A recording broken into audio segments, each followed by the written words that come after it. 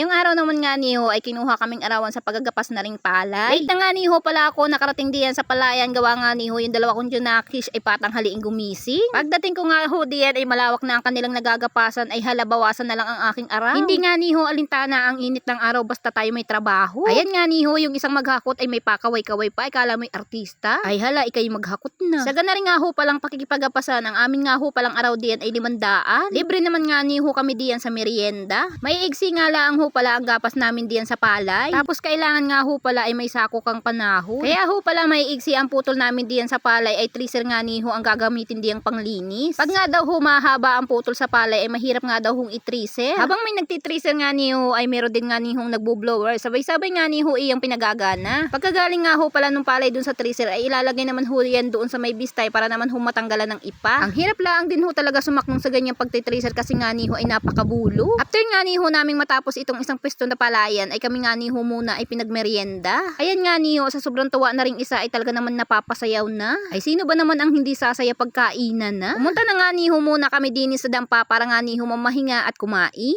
Pagdating nga niho namin din sa dampa ay nakahanda na nga niho ang pagkain, ay hala, tara na, lanta ka na iyan. Ang problema nga lang nga niho ay meron palang hindi kumakain na ring aming ulam na dinuguan, ay Muslim nga daw ho. Alam kayong iba. Paborito mo, Kuya Brek? Oh, hindi kakain niya, may ulam. Nako.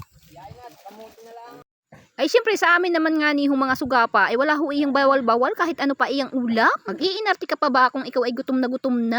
Pagkatapos nga niho namin kumain at mamahinga ng konti ay hala, larga ulit sa paggagapas. Isa nga rin ho sa napakahirap sa paggagapas ay pag na rin nga niho ang iyong gagapasin ay naku po, dapang-dapa. Mabuti na nga lang nga niho, hindi ganyan ang aming gapasin. Pag ganyan nga nihong dapa ang gapasin ay talaga naman nga nihong sakit na sakit niyan sa likod, ay sakripisyo ho ang maggagapas. Nang matapos na nga niho namin gapasin lahat ay nagtulong-tulong na nga din ho kami diyan maghakot. Dini nga din ho pala sa amin ay meron hong isang paraan ng paglilinis ng palay. Kapag nga niho gana rin naman hong mahaba ang putol namin sa palay ay arin naman ho ay pinanghahampas. Hataw nga niho kung tawagin ang ganyan nga nihong paraan sa paglilinis ng palay. Nihahampas nga lang nga niho iyan dun sa may bakal para nga niho lahat ng bunga ay matanggal.